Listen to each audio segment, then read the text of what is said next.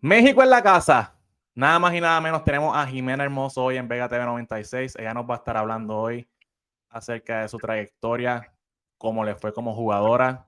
Hoy día es entrenadora, pero nos interesa mucho saber cómo fue su vida como jugadora. Jimena, ¿cómo estás? Hola, hola. Muchas gracias por la invitación. Feliz de estar aquí.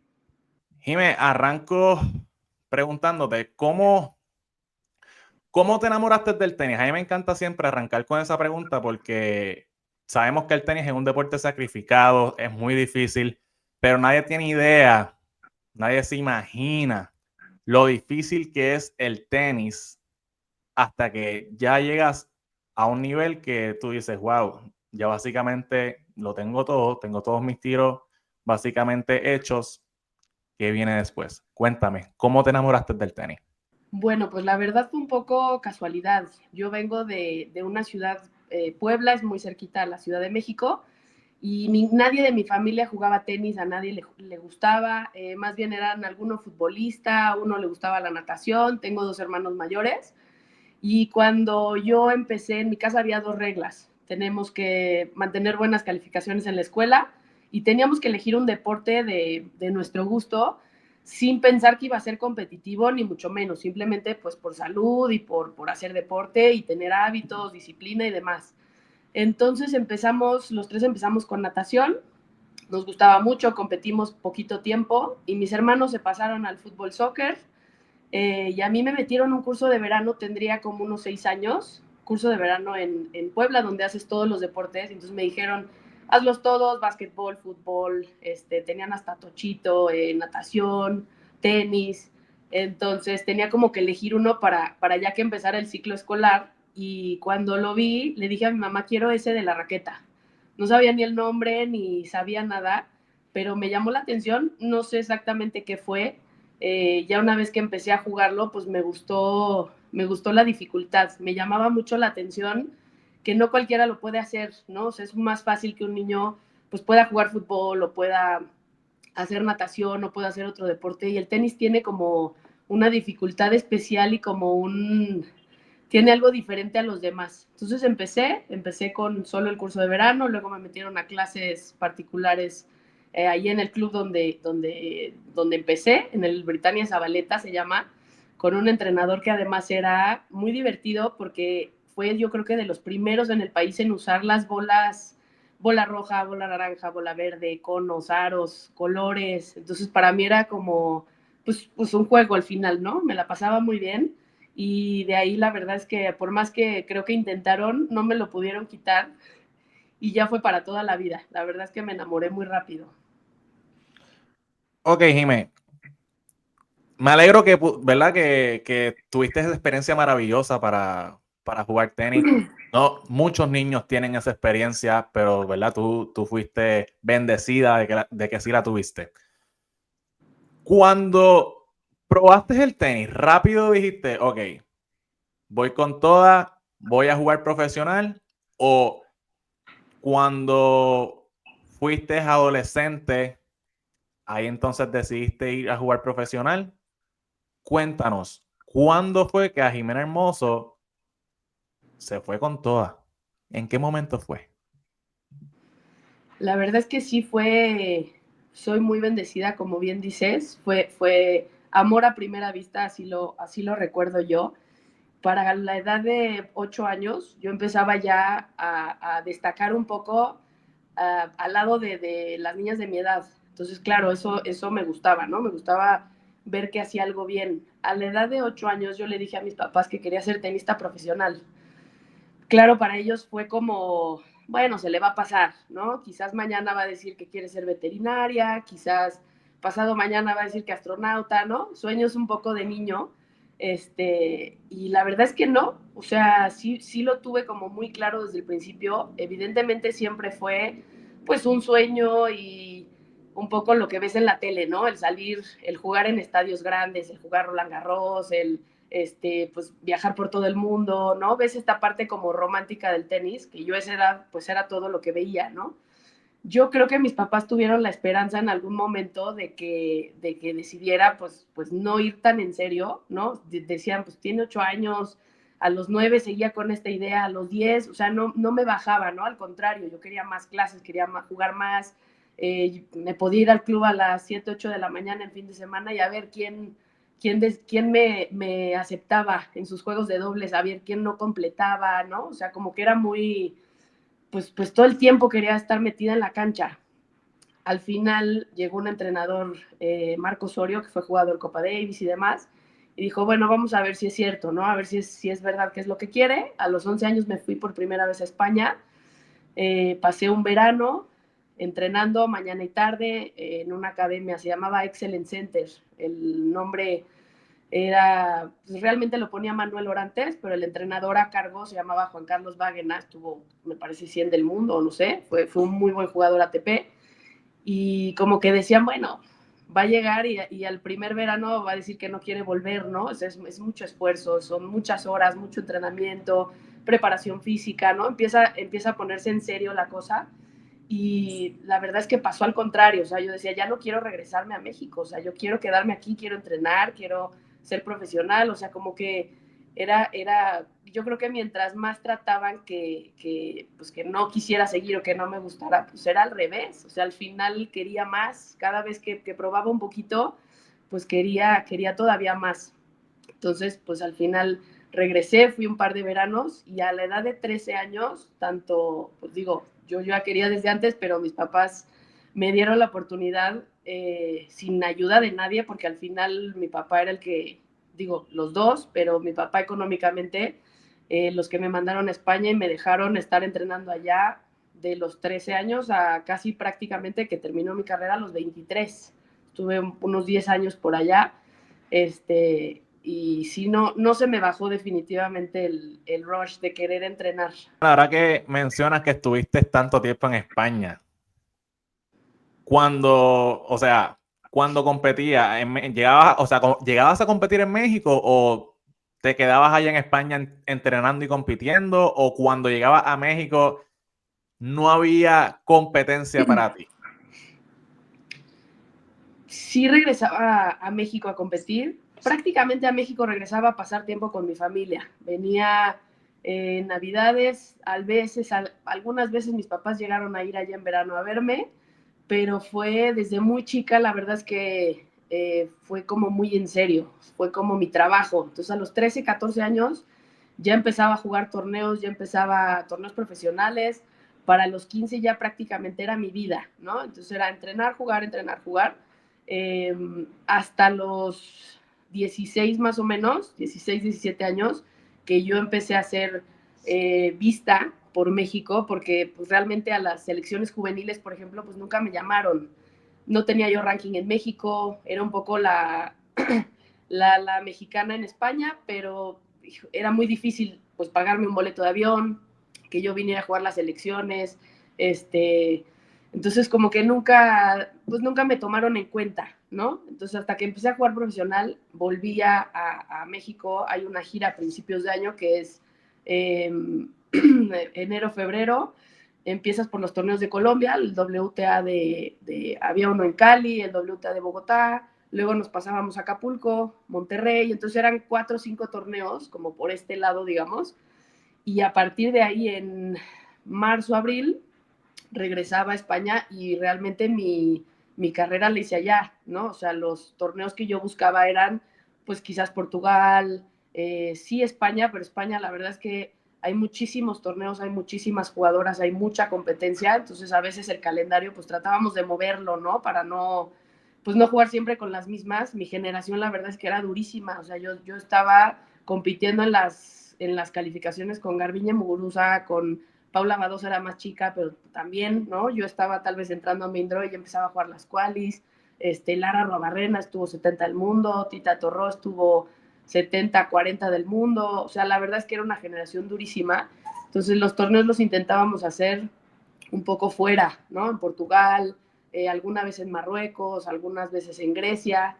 Y México, la verdad es que venía muy poco. Para los mexicanos yo era la españolita y para los españoles era la mexicana, ¿no? Entonces como que siempre estuve un poco fuera de casa, diría yo.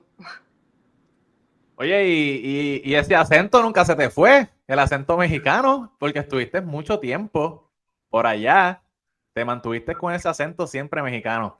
Mira, Jimena, entonces, ¿tú piensas que hubieses tenido los resultados que tuviste en España, en México? Déjame clarificar esta pregunta. Si hubieses entrenado y hubieses competido en México, ¿crees que hubieses llegado así de lejos? Cuéntanos. Es una buena pregunta, ¿eh? Yo creo, digo, nunca lo sabremos, pero conociendo un poco los dos, como los dos mundos, yo creo que algo muy bueno que tiene España y Europa en general es la facilidad de viajar. O sea, tú puedes ir a un torneo, puedes moverte en tren, tienes una gira en Portugal, por ejemplo, que había muchos torneos, pero son torneos seguidos. O sea, puedes hacer una gira de 4 o 5 semanas y son torneos muy accesibles. Eh, la ventaja más grande para mí es que hay, como te decía, mucha competencia. Entonces, no solamente en los torneos, pues tienes a gente muy buena compitiendo y que te hace mejorar, sino pues puedes compartir entrenamientos con ellas, ¿no? Es un poco más pro equipo, ya que el tenis es individual, sabemos que cada uno va por su cuenta, pero sí de alguna manera hay un poco más esta pues intención de ayudarse, ¿no? O sea, yo recuerdo muchas veces los viernes que nos íbamos a entrenar con la gente, yo estaba a las afueras de Barcelona y pues había gente en las academias de Barcelona, nos íbamos a pasar el día a su academia y entrenábamos, jugábamos partidos, luego ellos iban a la nuestra, o sea, había un poco más este rollo de equipo. Y tienes, o sea, había, por decirlo así, 50 Jimenas, ¿no? Había 50 como yo, había 100 como yo, obviamente muchas muchísimo mejores, y eso te hace querer trabajar más, eso te hace querer mejorar. Yo siento que aquí, por ejemplo, en mi caso, a los 11, 12 años yo ya empezaba a destacar a nivel nacional, entonces, pues era la mejor de mi estado, y ya me comparaban con Yola Ramírez, que fue Salón de la Fama de Roland Garros, ganó medallas panamericanas, o sea, fue lo mejor que ha tenido el país en tenis en la historia, ¿no? Entonces era como, yo tenía patrocinios, ¿no? Tenía como muchas facilidades que mis amigas de allá con las que entrenaba me decían, ¿cómo es que te regalan raquetas si tienes 12 años, ¿no? O sea, ¿cómo que no hay nadie como tú? O sea, ¿cómo puedes ser la número uno? Como que era un poco raro para ellos. Entonces, yo pienso que son mundos muy diferentes y la verdad no estoy segura si hubiera jugado tanto tiempo, si me hubiera quedado en México. Yo creo que esa competencia y ese ver que había tantas jugadoras mejores que yo, eso me hizo querer entrenar más. Quizás en México me hubiera acomodado un poco bueno, ya soy la uno, ¿no? Tal vez no hubiera querido, no hubiera tenido como esta hambre de querer entrenar y de querer mejorar, porque pues al final es como que ya no hay nadie, ¿no? O hay dos o tres y somos siempre las mismas, porque al final pues el tenis es muy chiquito, ¿no? En mi generación éramos, yo creo, unas 4 o 5 que competíamos y que íbamos a Fed Cup ahora, ¿no? La Billie Jean King, a los torneos, a los panamericanos o estas cosas, pero éramos muy poquitas. Entonces yo sí siento que en Latinoamérica en general nos falta un poco eso. O sea, no es tan fácil, no es... Yo la verdad es que critico mucho el que den patrocinios a niños tan chiquitos, ¿no? Porque pierden el piso muy rápido. Entonces es un poco, está bien que apoyen, está bien que sobre todo a nivel económico, ¿no? Que los ayuden a viajar, a jugar torneos y demás, pero hacerlos creer que ya son lo mejor de lo mejor cuando realmente pues, el camino es muy largo y te falta mucho, yo creo que es un error. Jimena, esto es muy difícil, ya que lo mencionas. Aquí en Puerto Rico somos 3.5 millones de habitantes, somos muy pocos. Y la gente pensará que sí, que la ayuda a Estados Unidos es muy difícil, porque en Estados Unidos todo es muy caro también. Y eso fue lo que a mí me pasó, sinceramente. A mí, yo, como quien dice, llegué a un punto que llegué a mi comfort zone y paré de entrenar. Y entonces, cuando único entrenaba duro era para los viajes, pero no era suficiente. Si uno quiere lograr, ¿verdad?, cosas grandes y más en el tenis, tienes que entrenar sin parar. Te pregunto ahora, Jimena, ¿cómo fue tu ayuda, o sea, cómo México te ayudó cuando te convertiste en jugadora profesional. Pues prácticamente la verdad es que nada. Yo era, no sé si la única, pero era de las jugadoras que tuve la fortuna de que mi familia me pudo apoyar, ¿no? El estar viviendo fuera, el estar viajando, pagando pues entrenador, obviamente estancia y demás, pues era gracias a mi familia. Ellos fueron los que pagaban todo, ellos fueron los que me apoyaron en todo, tanto económicamente, ¿no? Como, claro que tienes muchos momentos, como dices, es un mundo muy duro y hay veces que no quieres entrenar, hay veces que ya no quieres viajar, pierdes un partido duro, o vas a una gira y pierdes en primera ronda y pues quieres volver, pues ellos la verdad es que fueron los que estuvieron y los que me apoyaron. Hablando de México, del país o de la federación, la verdad es que cuando llegué a jugar Fed Cup, a partir de los 17 años más o menos, 17, 18 años, pues obviamente pagaban pues el viaje, ¿no? De donde yo estuviera a donde fuera la competencia, a representar a México. Pero fuera de eso, la verdad es que ningún apoyo económico, ningún apoyo pues de viajes, ni de patrocinios, ni nada, nada parecido. Como te decía, tuve patrocinios de muy chica, de raquetas, de cuerdas, ¿no? Un poco de material deportivo. A partir de los 11, 12 años me parece que me empezaron a apoyar. Y ya para cuando llegué a España, fue todo allá. La verdad es que había una tienda, no recuerdo su nombre, pero era, ya sabes, un amigo del entrenador y entonces me conseguía buenos precios. Allá conseguí un patrocinio de Dunlop, pero era Europa, Dunlop Europa, Kirschbaum, pues de Alemania. Entonces empecé a conseguir como ciertas cosas, pues claro, para bajar costos, obviamente las cuerdas, ¿no? Que es carísimo, las raquetas, sí en algún momento tuve patrocinios pues de ropa, la verdad no me era tan importante, lo que realmente gastaba pues era raquetas y cordajes, y siempre fue de allá, siempre fue europeo o alguna tienda o algún particular que me apoyara y me hiciera algún precio preferencial, pero realmente el país pues la verdad fuera de los torneos que representaba a México como la Billie Jean King o como Panamericanos, que me tocó jugarlos en Guadalajara, fuera de esos dos o tres, me habrán pagado uno o dos viajes a torneos, justo después de Panamericanos, por ejemplo, que pues bueno, si me llevaste para allá, pues me tienes que mandar al siguiente, ¿no? ¿Se entiende? Pero la verdad es que, pues gracias a Dios tuve el apoyo de mi familia y de gente cercana, ¿no? Que tanto en acompañamiento y tanto en apoyo emocional y demás como apoyo económico, pues fueron ellos por los que me pude mantener. Y me quiero preguntarte, ¿a qué edad culminó tu carrera profesional y si te quedaste con ganas de más? Sí, sí me quedé con ganas de más. Me quedé con esa pregunta. Dejé de jugar, mi último torneo profesional fue en 2015, si no me equivoco, octubre de 2015. Tendría yo 23 años, 23, casi 24 me parece. Sí, sí, claro que me hubiera gustado seguir. Creo que en ese momento pues no era opción. La verdad es que yo regresé 2013, 2014 a México, de estar 10 años prácticamente en España entrenando y viviendo, viajando y demás. Regreso a México, seguí jugando torneos y seguí, pero es lo que te decía, ya un poco sin hambre, ¿no? O sea, yo entrenaba y me mantenía tal vez en el mismo ranking, un poquito más arriba, más abajo, jugaba los torneos y las giras de México, buscaba bajar costos, quedarme en housing, que se hace mucho, ¿no? En nuestros países, el quedarte con familias, que no te cueste el hospedaje, pues buscar de alguna manera abaratar las giras para poder seguirlo haciendo.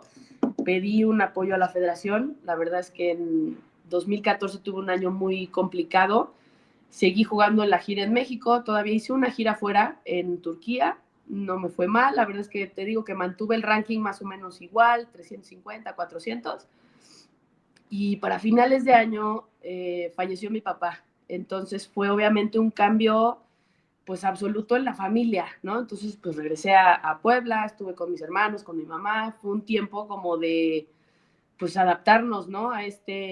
a este cambio y qué vamos a hacer y de quiero seguir, no quiero seguir. Tuve obviamente muchas dudas, mucha falta de motivación, obviamente pues depresión, ¿no? Estaba como en un momento muy, muy complicado emocionalmente y pensaba pues ¿para qué sigo jugando? ¿No? Estaba un poco, claro, seguía siendo, o sea, yo creo que tu madurez, digo, dependerá de cada persona, pero no llegas antes de los 25, 26 años a nivel deportista, ¿no? Entonces yo creo que era muy joven y era muy inexperta y ese tipo de decisiones pues la tomas con lo que sabes y con lo que tienes en ese momento y en ese momento fue ya no puedo más, o sea, estaba un poco quemada de los viajes, de no tener una casa, de no tener estabilidad, ¿no? Y luego, pues como te digo, el tema emocional estaba complicado, entonces pues cada semana estar fuera, cada semana irte de torneo, estar sola, la verdad que me empezó a pesar un poquito más que antes y al final decidí dejarlo y sí pienso que en otro momento, o sea, mi yo de hoy, de ya 34 años, sí creo que le diría a mi yo de 24, no, no, ten paciencia, no, espera un poquito, o sea, lo platico mucho con mis colegas entrenadores y demás, cómo ha cambiado el tenis y cómo ahora las jugadoras, hablando de las mujeres, pues han llegado a ser top 100 mucho más tarde, ¿no? Antes veías a Sharapova a los 16, 17 años que ya ganaba Grand Slams, veías a Martina Hingis, veías a miles, ¿no? Que llegaban muy jóvenes. Y hoy la verdad es que ves igual y llegan jóvenes, pero se mantienen ahí. O sea, Serena Williams se retiró a los 35, 36 años, no sé cuántos tenía. Ves a Paula Badosa que está en sus 30, Muguruza siguió jugando también. Osaka acaba de tener un bebé y sigue jugando, ¿no? O sea, como que todo es un proceso largo y siento que en Latinoamérica en particular acaban con nuestra carrera muy rápido, ¿no? Yo recuerdo cuando pedí el apoyo económico, porque ya no tenía quien, ¿no? El patrocinador papá, pues ya no estaba para pagarme las giras, hablé con una persona de federación y le dije, oye, ya no puedo viajar, ayúdenme. Yo seguía estando más o menos en el mismo ranking, estaba en las primeras 3 de México, aproximado. Y me dijeron, no, es que tú ya estás muy grande como para invertir en ti, ¿sabes? Entonces vamos a invertirle pues, a las más chicas, a las de 18, a las de 19, tú ya tienes 21, 22, pues como que ya se te pasó el tiempo, ¿no? Entonces es un poco, obviamente, pues te desmotiva, ¿no? Obviamente es complicado cuando ves hoy a Renata, que además me da muchísimo gusto, que está metidísima, ojalá que la respeten las lesiones y demás, pero Renata empezaba en ese tiempo, ¿no? Cuando yo me iba a retirar, ella tendría 16, 17 años y hoy tiene, pues también está cerca de los 30, tendrá 28 y está justo en su mejor momento, ¿no? O sea, si lo piensas, pues es una carrera larga de mucha paciencia y obviamente de físicamente y emocionalmente, yo hoy además le doy más importancia al estar pues en paz, al poder no dramatizar tanto ni las victorias ni las derrotas, ¿no? Que eso yo pienso que a esa edad de 22, 23, 24 años, eres muy inexperta y muy inmadura como para saber manejar ese tipo de cosas. Entonces, por supuesto, me hubiera gustado seguir un poquito más. Wow, Jimena, lo que acabas de mencionar, yo sabía que esta entrevista, como decimos acá, iba a ser un palo. Iba a ser un palo porque lo que has explicado, ¿sabes? No, no mucha gente sabe. Todo el mundo ve a los tenistas, ¿verdad? Bien enfocados, ¿sabes?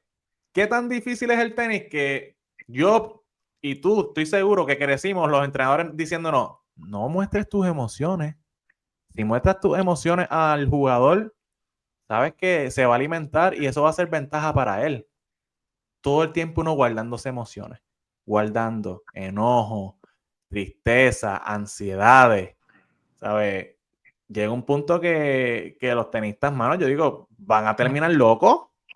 Ya por lo menos, ya gracias a Dios, el tema de la salud mental pues se toca un poquito más y se entiende, pero tú y yo crecimos bien diferentes, ¿sabes? Y es una pena que tan joven te cortaron el vuelo, básicamente no habías ni llegado a tu máximo y te dijeron ahí como que mira, ya está, sabes, como dices, ahora los tenistas, ya a los 26, 27 años, ahí es que entonces están ¿verdad? Explotando. Están ya en su mejor nivel porque maduran, ¿sabes? Por ejemplo, yo tengo ahora 29. Yo le pego mucho mejor ahora que cuando tenía 18. Obviamente, ya las piernas no me dan igual porque pues no entreno con la misma frecuencia, pero uno entiende el juego mucho mejor. Así que es una pena. Hablando de la salud mental, ¿cómo Jimena se disfrutaba la presión en cuestión de canchas llenas, en cuestión de me toca quebrar ahora, tengo que hacerlo, en cuestión de estoy abajo, me toca remontar? ¿Cómo era Jimena? Yo la verdad, siempre que hablo de este tema, que me parece importantísimo y me parece que todos tendríamos que trabajarlo independientemente de que juguemos o ya no. Yo cuando tenía, más o menos tendría unos 15 años, yo escuchaba mucho esta historia que se dice mucho en México de jugaste como siempre, jugaste como nunca, perdiste como siempre, ¿no? Entonces, siempre que salía de un partido, muchas veces era, no, es que jugaste súper bien, pero perdiste, ¿no? No, es que qué bien que has mejorado tu saque, pero perdiste, ¿no? O sea, estaba claro que era un tema mental. Tú a esa edad obviamente pues no lo quieres trabajar, a esa edad obviamente lo que quieres es estar pegando derechas y corriendo y pues jugando el juego, ¿no? Y justo más o menos esa edad que yo considero que es crítica en cualquier adolescente, en cualquier persona, pasar por esa edad, además solo, es complicado, ¿no? Esta vida tan solitaria de la que hablamos y que no puedes, no pueden ver lo que sientes, no pueden ver lo que piensas, tienes que esconder tus emociones. Si sientes ansiedad, pues actúa, ¿no? Tenía un entrenador que decía que el tenista es el mejor actor del mundo, porque pues igual y tú te estás muriendo y te vas a calambrar y es un tercer set y te quieres salir de ahí, lo único que quieres es dejar de jugar, pero tienes que actuar y tiene que el otro ver que estás fresco y que puedes estar ahí otras 3 horas, ¿no? Yo a esa edad empecé a trabajar con un psicólogo deportivo que considero que cambió no solo mi vida deportiva, sino mi vida personal. Eh, Fue yo creo que la primera persona que me escuchó, ¿no? O sea, en cuanto a entrenadores, quiero decir, tenía un equipo de trabajo, la verdad que muy bueno, confiaba mucho en mi equipo de trabajo, pero él llegó como a ponerme orden, ¿no? Entonces él me retaba, trabajé mucho con él visualizaciones, trabajé mucho estarme como vivir cosas antes de que pasaran, ¿no? Entonces yo le decía, es que cuando yo llego, para mí Acapulco es el torneo más especial que jugué jamás, y era un nervio y ¿no? Que lo quieres hacer tan bien, quieres hacer todo perfecto, que la gente, que tu gente de México, pues vea que sí hay nivel en su país, que sí estás trabajando duro, que te mereces ese lugar, ¿no? Porque normalmente el mexicano entra con un wildcard, no entra por ranking, ¿no? Es un torneo, bueno, era cuando hacían el WTA, pues era buenísimo, o sea, llegaron a jugarlo las Williams, bueno, Venus Williams, nombres, lo ganó Nadal varias veces, o sea, era un torneo enorme. Yo le decía, es que entro ahí y me petrifico, o sea, yo veo el estadio y lo primero que empiezo a ver es tratar de reconocer gente en las gradas, ¿no? Entonces yo veía, él es de Puebla, yo lo ubico del club, aquí está el primo de no sé quién, pues aquí está tal jugador. Entonces estaba todo el tiempo pues viendo para afuera dispersa y demás. Este era un problema grave que yo tenía, que estaba pendiente de todo lo que pasaba fuera de la cancha. Y este psicólogo me ayudó muchísimo a enfocarme, me ayudó mucho a este rollo de las visualizaciones. Él trabajaba mucho en cancha. Yo soy muy, muy partidaria de tener un psicólogo deportivo que trabaje en cancha de la mano con el entrenador.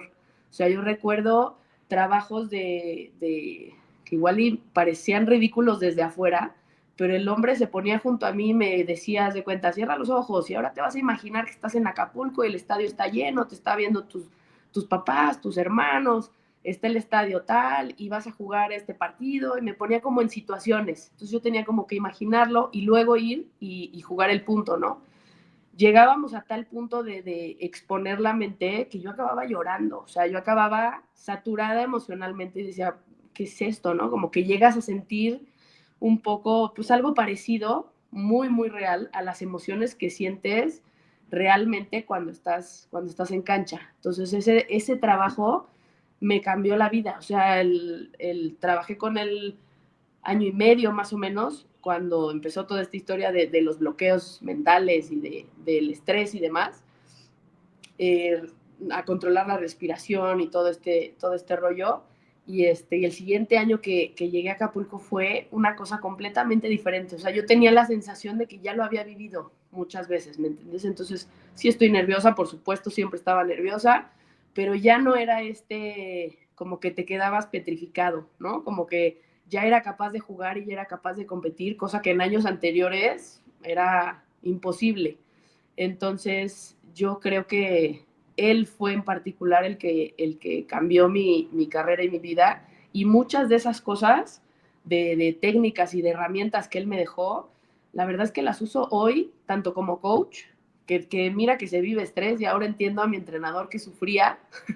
Ahora se me está regresando todo el karma, me decía, te va a perseguir, vas a ver, tus jugadores van a ser así, ¿no? Y vas a sufrir, te lo juro que me sirve muchísimo las técnicas de respiración, de visualización. Obviamente intento pues transmitírselos a ellos, eh, pero cómo es difícil, ¿no? Ahora que decías, cómo disfrutas la presión, ¿no? Pues sí, realmente creo que tenemos un poco de locura los tenistas, porque sí te llega a gustar esa tensión o ese miedo, porque también pues pasas miedo, o sea, estás 4-4 el tercero, 40 iguales y ya estás pensando si gano este punto, si meto este saque, si es un estrés y es una presión complicada, ¿no?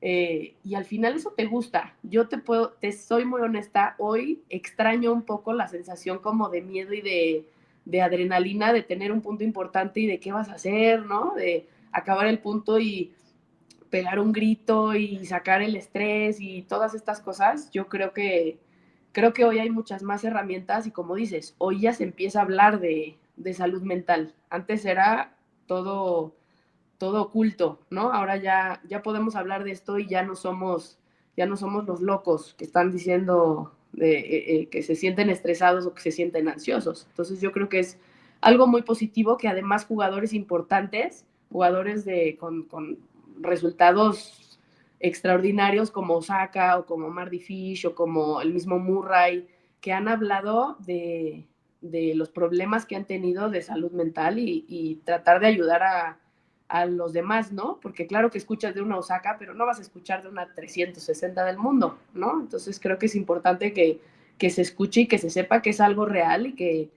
que pues hay que trabajarlo y hay que hacer algo al respecto, ¿no?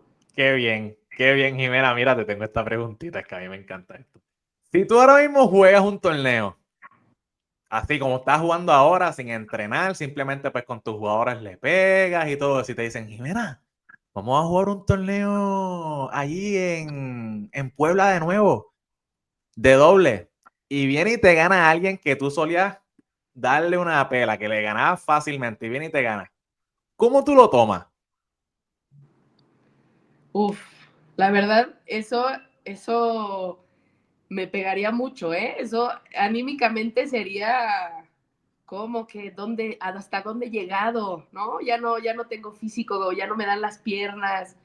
La verdad, te soy honesta, cuando acabé de jugar mi último torneo oficial, eh, no jugué más, o sea, pero ni partidos de como cascarita, pues, o partidos amistosos, no los jugué más. Ha habido pocas veces con alumnos que sí de repente me dicen, vamos a jugar, yo creo que ya te gano, ¿no? Y entonces sí me pega el orgullo y digo, bueno, vamos a jugar un tie break, vamos a jugar un set si acaso, como para que quede claro que todavía puedo, ¿no?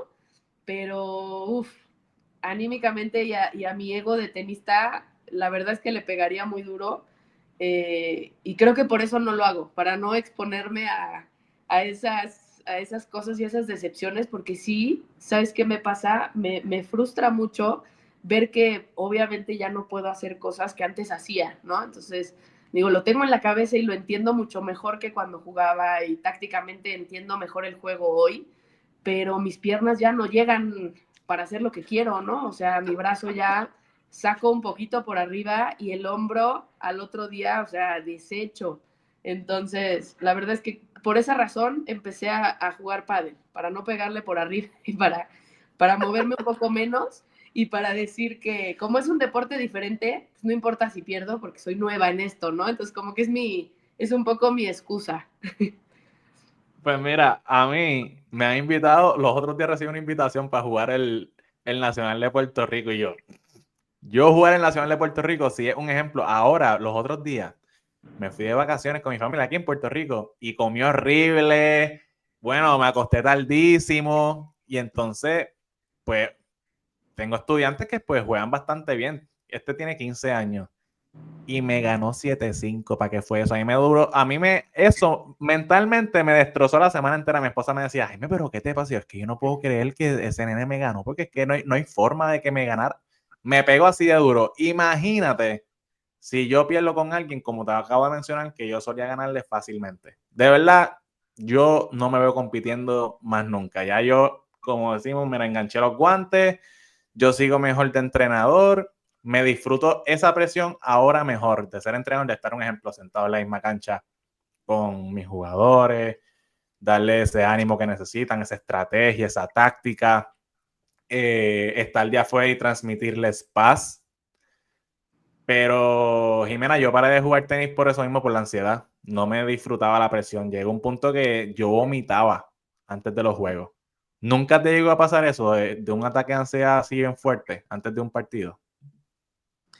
No, no ataque de ansiedad, lo que sí me pasaba mucho, por ejemplo, era pues no dormir, ¿no? No dormir la noche anterior o estar pensando o sí vivía mucho estrés y mucha ansiedad. Me parece que era un poco mi tema, el miedo al ridículo, ¿no? O sea, yo pensaba, pues no era miedo a perder, no era que yo sepa miedo a ganar, pero era más bien no hacer el ridículo. Es algo muy, muy tonto, pero sí mi sensación de ansiedad y de angustia era, no sé, soñaba, por ejemplo, antes del partido que iba a sacar y yo misma me pisaba un pie a otro y me caía, ¿no? O que me ganaban 6-0, 6-0, pero era una clase, o sea, que ni veías la bola pasar o cosas así, ahí la pasaba mal. Entonces, cuando eso empezaba a pasar, yo creo que mi mecanismo de defensa pues, era tener un poco mala actitud, ¿no? O sea, quejas, empezarme pues, pero no llegaba a hiperventilar o no llegaba a sentir como una ansiedad muy grave durante el partido. Lo que sí me pasaba era después del partido. Después era como una especie de duelo, y no necesariamente por perder el partido, sino cómo perdiste el partido, ¿no? Esto que dices, o sea, no es lo mismo perder con alguien, o sea, viene ahora un jugador ATP y te gana, pues no te pega igual, ¿no? Que te gane un alumno, que te gane alguien a quien le ganabas, pues eso sí te da como más ansiedad, ¿no? Pero creo que yo la pasaba peor después, antes o después. En la noche, por ejemplo, recuerdo ese torneo de Acapulco, hubo un punto como muy crítico, iba yo en el tercer set, 3-3, o sea, iba muy igualado, tenía oportunidades, tuve 15-30, algo así para ponerme con break arriba, para cerrar 6-3 el set, o sea, era una escena como deseada, ¿no? Y recuerdo perfecto, y no se me va a olvidar nunca, fallé un remate, pero fácil, o sea, ya había hecho todo lo difícil, ya la había movido, ya me había subido a la red, ya había hecho todo. Fallo el remate y en ese momento no fue tan grave, ¿me entiendes? O sea, lo fallé, acabó el juego, acabé perdiendo el juego, me fui corriendo, era uno de mis objetivos, ¿no? Como ir corriendo y no estar pensando, la fallé, o irme lamentando y demás. Entonces en ese momento, digamos que lo dejé pasar, acaba el partido, acabé perdiendo, le das la mano, se acaba, ¿no? Y en la noche, o sea, horas después, esto acabó a las 8 de la noche, para las 12 una, me despertaba con angustia, o sea, decía, no puede ser que haya perdido y que haya fallado esa bola, ¿no? O sea, la he entrenado millones de veces y no la fallo, o sea, ¿cómo puede ser que en ese momento, o sea, ese punto hubiera cambiado mi vida? ¿Me entiendes? Como que empezaba a pensar un poco en lo que hubiera podido pasar. Y si ese punto lo hubiera ganado, y si ese set lo hubiera ganado, y si hubiera flexionado más y esa bola la hubiera levantado bien, y si... Entonces me daba ahí sí un poco de ataque de ansiedad, de no dormir, de estar, ¿no? De no poder respirar, de estar dándole vueltas a la cabeza. Y ahí sí era, era duro, o sea, no sabían cómo salir de ahí. Digamos que empecé a controlar muy bien durante el partido, pero sí antes y después era Era un drama, drama. Sí, pero qué bueno en ese aspecto, ¿verdad? Que podía durante el partido. Yo era al revés. Yo era que dormía súper bien y todo eso, pero simplemente durante el partido sentí el brazo trinco, no ejecutaba bien y a la que me empezó a suceder eso, yo no, ya esto no me estoy divirtiendo. Comencé a jugar par de torneos mixtos, ahí pues más o menos, pero entonces no comía antes de los partidos de tanta ansiedad, ¿sabes? No me daba hambre. Y yo, no, esto no va bien ya. Y decidí ya como que dije, ¿sabes qué? Tuve resultados decentes, bastante buenos en Estados Unidos, en Puerto Rico, así que hasta aquí voy. Jimena, te iba a preguntar, ¿qué está pasando? Vamos ya a analizar esto un poquito. Ya hablamos de ti y todo eso, y quiero ahora, ¿verdad? Que hablemos acerca del tenis femenino. ¿Qué está pasando con el tenis femenino que ha bajado tanto? Ya las gradas súper vacías, ¿sabes? ¿Qué le está faltando al tenis femenino hoy día? Pues mira, la verdad es una buena pregunta. Yo, si te soy honesta, la verdad es que veo poco tenis, no me, lo veo un poco más por trabajo, ¿no? Como por estar actualizada y demás, tanto hombres como mujeres. A mí me parece que el tenis femenino es buenísimo, o sea, es que juegan unas velocidades rapidísimas, quizás el juego del hombre para el espectador es un poco más vistoso, ¿no? La verdad es que todos son unos atletas, son unas bestias físicamente, ves puntos, especialmente ahora que está Roland Garros, ¿no? En arcilla, pues ves puntos largos y uno se tira y el otro le choca la mano y se ríe, ¿no? Es un poco show.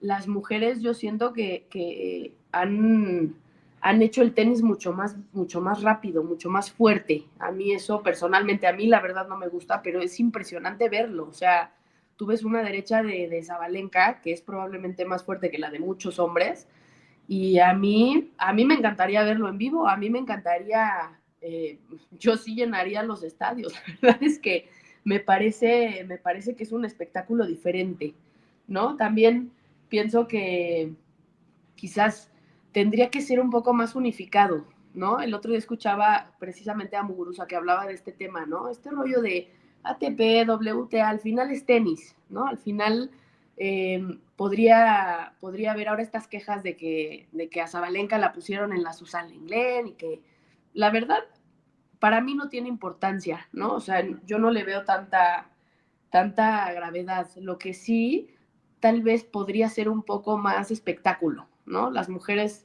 quizás somos un poco más frías, si se puede decir así, ¿no? O sea, no, quizás la mujer no conecta tanto con el público o hay pocas. Los hombres sí, los hombres ya están acá haciendo señas y ya, tal, y se paran y vamos, y hacen un poco más de show y te digo, ha habido varios puntos ahora que veo todos los highlights de Roland Garros y veo que Shelton se avienta y Alcaraz mete la volea y luego no sé qué se dicen, ¿no?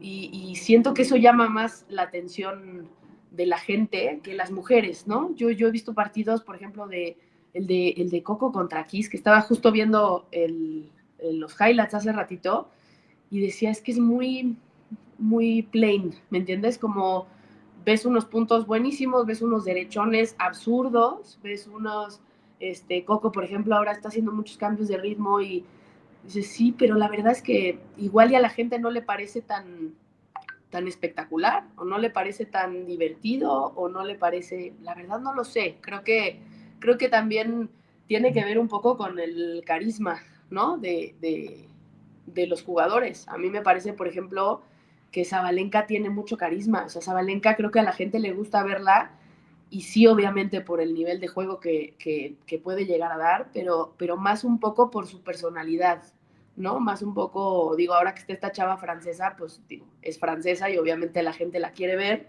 pero también es un poco más de involucrar al público, ¿no? No es tan fría, no es de ir y jugar el punto e irse, como que sí trata de meter un poquito al público. Entonces, la verdad, me gustaría ver, me gustaría ver las gradas llenas en los deportes de mujeres, pero pues creo que también todo parte de las dos formas, ¿no? De que la jugadora sea digamos, que conecte con el público, que los organizadores le den la oportunidad a las jugadoras de jugar en esas canchas y en esos horarios donde la gente va más, ¿no? Porque también es difícil llenar un estadio si juegas a las 11 de la mañana a que juegues a las 7 de la tarde, ¿no? O sea, también ese tipo de cosas, pues hace que el partido de las 7 sea llenísimo.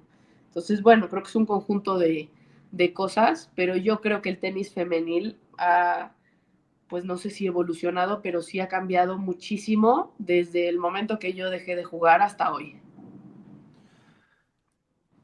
¿Sabes algo, Jimena? No lo había visto de esa manera. No lo había visto de la manera que lo acabas de analizar de, mira, es que no conectan con el público. Yo lo veía de la manera de que, bueno, quizás es aburrido el tenis femenino.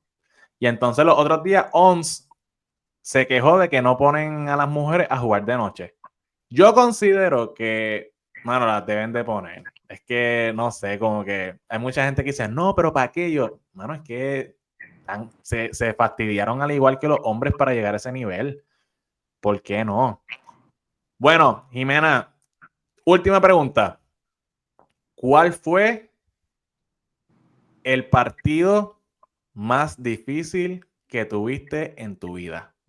Es una buena pregunta. Hacía mucho que no pensaba en eso, oye. Eh, uy, tengo uno en particular. Estábamos jugando una gira en Portugal y era un torneo de los bajitos, ¿no? En ese entonces se llamaban de $10,000, era como un futuro. Y empezaba, yo ya estaba como en main draw, ya digamos que me iba más o menos bien a ese nivel, ¿no? Estábamos jugando una semifinal y empezaba a jugar Muguruza. Empezó a pasar qualis sin problema, tenía ella 14, 15 años, era muy chica. Y recuerdo que mi entrenador planteó el partido, ¿no? Lo platicamos, me dice, hay que hacer esto, hay que incomodarla, es muy alta, ¿no? Hay que sacarla de su zona de confort, que no pegue dos bolas iguales, tal, tal, tal. Y recuerdo los primeros 2, 3 puntos del partido que yo decía, es que estoy haciendo todo perfecto, o sea, estoy jugando muy bien, ¿no? Hice el punto perfecto y jugamos, no sé, puntos de 20 bolas, de 30 bolas. Y yo decía, no le puedo ganar el punto, o sea, no falla, ¿no? Y yo no tengo un tiro como más ofensivo para hacer winner o para hacer un poco más de daño, o lo estoy haciendo y ella llega, ¿no? Y llegó un momento, se empezó igualado, 2-2, 3-3, y llegó un momento que me volteé y le dije, es que no sé qué hacer, o sea, ¿cómo le juego? Estoy haciendo, no es de esos partidos que tú sabes que estás fallando, que no estás fino, que no te entra el saque, ¿no? Yo lo estaba haciendo muy bien, o sea, eh, si me hubiera puesto a analizar ese partido como golpe por golpe o cómo lo estaba haciendo yo, era muy, muy bueno, era de buena calificación. Y veía que me volvía y me volvía y me volvía hasta que le dije a mi entrenador, es que ya, o sea, se me acabaron las ideas, o sea, ya hice todo lo que me dijiste, estoy intentando todo lo que puedo, pero de veras ya no veo por dónde. Y ella era impresionante que jugaba, por lo menos parecía, ¿no? Quizás estaba actuando, pero parecía que jugara con una calma, como si no se estuviera esforzando. Eso era muy frustrante, ¿no? Como que yo decía, ya me estoy aquí dejando la vida en cada punto y tú parece que vas caminando y que no te está costando trabajo. Y me acabó ganando. No me acuerdo si fue en 2 o 3 sets, pero recuerdo que un partido muy apretado, pero al final fue, o sea, no veía yo solución, ¿me entiendes? No veía por dónde. Yo decía, esta niña se tiene que meter, o sea, tiene que ser buena porque es que no puede ser que cometa tan pocos errores, que sea tan ecuánime, que no se queje, ¿no? O sea, encima te gana un punto y es como, o sea, no hacía nada, fue muy difícil. Siempre jugar con ella era muy, muy, muy difícil porque te quitaba te quitaba opciones, o sea, te hacía creer que tenías oportunidad y que tenías chance y al final era como, ¿qué crees? No tienes oportunidad. Yo creo que fue de los mejores partidos, de los más bonitos que recuerdo, pero sí muy, muy complicado. Oye, Jimena, ¿y llegaste a jugar con alguien de Puerto Rico? Así de juvenil o ya en el circuito profesional, o nunca te encontraste con alguna puertorriqueña? Sí, claro que sí. Nunca jugamos en contra en torneo, gracias a Dios, pero, pero sí me tocó compartir algunos años con Mónica Puig. Tuvimos varios entrenamientos juntas. Recuerdo que nuestros entrenadores se hicieron amigos. Me parece que tenía un entrenador español en ese entonces. Éramos juveniles, ella es más chica que yo. Eh, y recuerdo que la veíamos, ¿no? Como la promesa de Puerto Rico, ya va a ser buenísima, entrenaba como un animal, o sea, era durísima. Me acuerdo que siempre iba con la mamá, ¿no? Siempre viajaba con su mamá, siempre iba como muy, muy a lo suyo. Era de esas personas o de esas jugadoras que yo digo que se ven diferentes. Ella era diferente, ¿no? Ella iba muy segura hacia lo que quería, era trabajadora, ¿no? Y sí llegamos a compartir sobre todo muchos entrenamientos. No nos tocó competir en contra, pero sí, después me parece que yo ya me había retirado cuando ella ganó la medalla de oro, que fue bueno.